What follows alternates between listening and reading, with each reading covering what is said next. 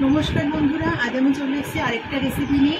তোমরা দেখে বুঝতেই পারছো এটা একটা লাউ।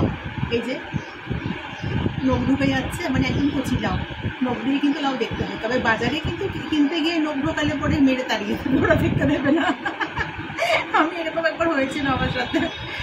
যাই হোক, তো এই গরমের মধ্যে প্রচণ্ড গরম পড়েছে, তাই আমি এই লাউয়ের একটা হালকা পাতলা একটা রেসিপি বানাবো, যেটা বাচ্চা থেকে বড় সবাই খুব মানে শরীরের পক্ষে ভালো, আর সবাই খুব চেপে ফুটে খাবে।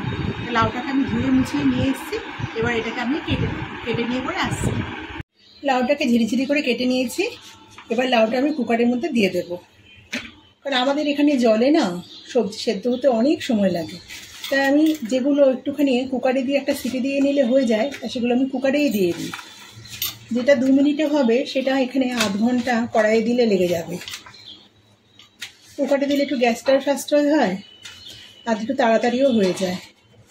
সবগুলোকে কুকারে নিয়ে নিয়েছি, এবার এর মধ্যে দিয়ে দেবো পরিমাণ মতো লবণ। লবণ না দিলে আমার এখানে জলে সবজি সেদ্ধ হয় না, তাই আমাকে লবণ দিতেই হয়। আর দিয়ে দেবো হলুদ। সামান্য একটু জল দিয়ে মানে যখন সিসি করে আওয়াজ হবে তখনই আমি নামিয়ে দেবো। অল্প একটুখানি জল দিয়ে নিয়েছি যাতে পোড়া না লেগে যায়। হলুদটা আরেকটু লাগবে।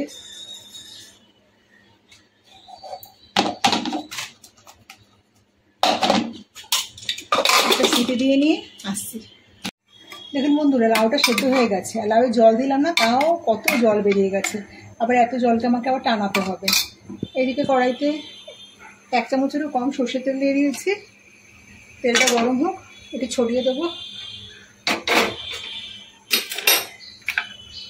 এখানে কতগুলো বড়ি নিয়ে নিয়েছি, বিউলির ডালের বড়ি। এগুলো আমি ভেঙে নেব। এই রান্নাটাতে কিন্তু বড়ি ভেঙে যায়। আপনারা ঠিকই ধরেছেন, আমি আজকে করছি লাউয়ের শুক্তো, তেতো ছাড়া লাউয়ের শুক্তো। এটা আমার মায়ের হাতে রান্না। মা ভীষণ ভালো বানাতেন, এখন বয়স হয়ে গেছে, এখন আর পারেন না। বড়িগুলো এটাতে ভেঙেই দিতে হয়, ভেঙে দিলেই ভালো লাগে।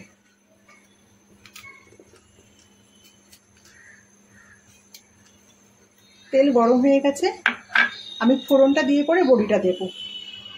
ফোড়নে একটা তেজপাতাকে 2 টুকরো করে নিয়েছি, রাঁধুনি নিয়েছি আর মৌরিটা নিয়েছি। শুক্তোতে এই ফোড়নটাই আমার মা দেন।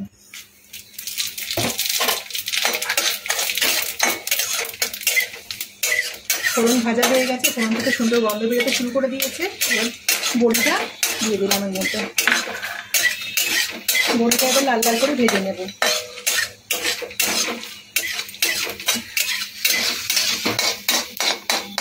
বড়িটাও লাল লাল হয়ে গেছে,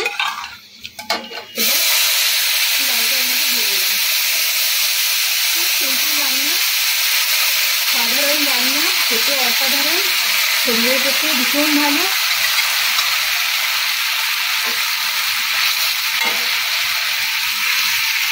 কিন্তু একটু মিষ্টি, আর আমি সব রান্নাতে চিনি দিই, শুক্তোতে আর একটু বেশি দেবো।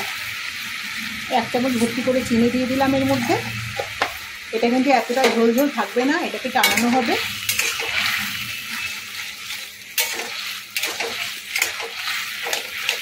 এটাকে আমি একটুখানি শুকনো করতে দিচ্ছি।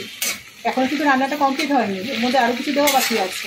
পুরোটা যদি না দেখে স্কিপ করেন তাহলে কিন্তু বুঝতে পারবেন না। অনেকটাই টেনে এসছে জলটা, এবার এর মধ্যে দিয়ে দেবো আদা বাটা। শুক্তো মানেই কিন্তু রাঁধুনি, মৌরি আর আদা বাটা আর তেজপাতা। এছাড়া কিন্তু সে তেতো শুক্তো হোক আর তেতো ছাড়াই শুক্তো হয়, কোনোটাই কিন্তু সম্পূর্ণ হয় না। আর একদম টান টান করবো না, কারণ শুক্তো একটু মাখা মাখা হয়, আর একটু টানাবো। বন্ধুরা, যে সমস্ত নতুন বন্ধুরা আমার চ্যানেল এখনও মানে আমার চ্যানেলটাকে দেখেন কিন্তু সাবস্ক্রাইব করেননি, তারা কিন্তু অবশ্যই চ্যানেলটাকে সাবস্ক্রাইব করে দেবেন। আর বিশেষ নোটিফিকেশন পাওয়ার জন্য বেলটা অবশ্যই টিপে রাখবেন, আর একটা লাইক দিতে ভুলবেন না। লাউ শুক্তো আমার কমপ্লিট, গ্যাস বন্ধ করে দিলাম। রেসিপিটা কেমন লাগবে অবশ্যই কমেন্টে জানাবেন, আর রেসিপিটা ভালো লেগে থাকলে কিন্তু অবশ্যই লাইক দেবেন। আর প্রথমেই বললাম যে সমস্ত বন্ধুরা এখনো চ্যানেলটাকে সাবস্ক্রাইব করেননি, তারা কিন্তু অবশ্যই চ্যানেলটাকে সাবস্ক্রাইব করবেন।